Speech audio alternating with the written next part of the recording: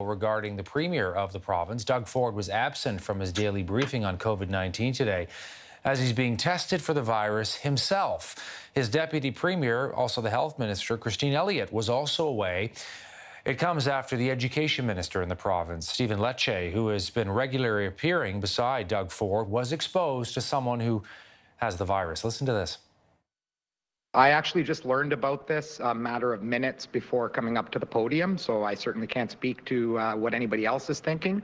I could tell you that I know our premier is acting out of an extreme abundance of caution, and he wants to ensure that everyone on the premises here at Queen's Park is safe, and this is simply a measure being taken out of an abundance of caution.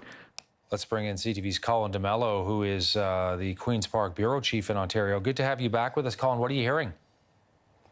Well, basically, this news came as a rather shock and a surprise to a lot of us. The Premier's news conference, which typically happens at about 1 o'clock in the afternoon, was suddenly delayed. And then moments before it was supposed to begin, we learned that Education Minister Stephen Lecce had been tested for the virus today after coming in contact with somebody who had tested positive for COVID-19. Now, just yesterday, the minister, along with the Premier and the Health Minister, were all at the same podium making an announcement about childcare reopening in this province. So out of an abundance of caution, the Premier decided to skip the news conference. His Health Minister, who's the Deputy Premier as well, also decided to skip the news conference because they are getting a test for the virus as well. And now the Premier also has another contact who has tested positive.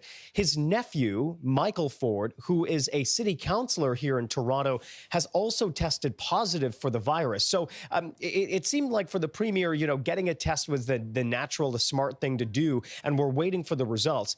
In the meantime, it only took about an hour or 30 minutes before we found out that the education minister's test results came back, and he's tested negative. So you can imagine a lot of us here, our heads are spinning at this news. But now the questions are going to start, well, who did he come in contact with? Has he been careless with some of his contacts, the education minister? And how did he get tested so quickly and get those results back lightning quick as well? I guess it just goes to show, Colin, how, this affects all of us, from premiers and education ministers and health ministers, just the sense that anybody could potentially be exposed. And you see them up there every day. You cover it every day.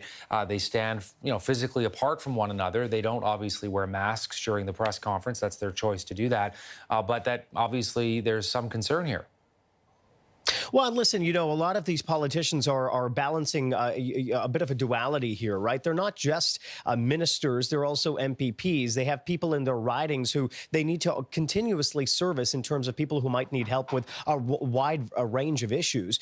So Education Minister Stephen Lecce has been in his riding quite a lot. He's been, distant from people wearing masks when he cannot maintain that 6 feet of distance. But he has been interacting with a lot of people. You just look at his Twitter account. He's been helping people with donations of masks and PPE. He's been helping with food trucks, et cetera, et cetera. So there has been interaction with the community. And as part of that, he has come in contact with somebody who did test positive for the virus. So it's a tricky position that a lot of politicians do find themselves in because they do have to, have that interaction with the people who elected them, with the people who they are ultimately responsible to. But at the same time, they want to keep themselves safe as well. So now the questions are going to be asked in terms of what contingency plans does Cabinet have in case somebody does test positive for the virus? What happens if one of them falls ill? These questions are going to be coming up in the days to come because this is the first time really in this whole pandemic situation, Todd, that this has hit so close to home for the Ford government. And so Lecce testing negative, which is, of course, good news, but a very fast test, as you're saying here. We're just showing him, the education minister, for our viewers across the country. Tell me whether you get any sense that we'll get results on Doug Ford and Christine Elliott, and we see both of them on either side there, when we might get results for them. Yeah, we're expecting to find out as soon as possible. The Premier's office has told us that they're going to communicate that the moment they learn what his test results are as well.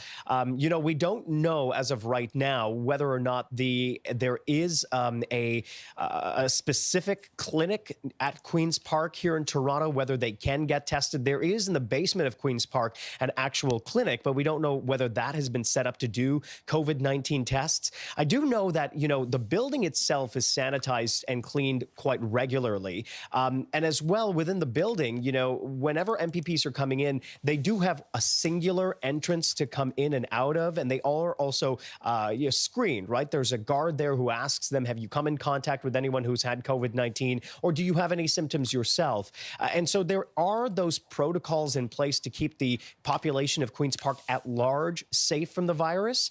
But it'll be left to be seen, right? Because the minister obviously commands a large staff. They are at the forefront of a lot of topics, including the childcare announcement yesterday. So this obviously has ripple effects, and it will be interesting to see what happens now, whether more people are going to get tested or whether, you know, the fact that he has a negative test is kind of the end of the story. CTV's Colin D'Mello.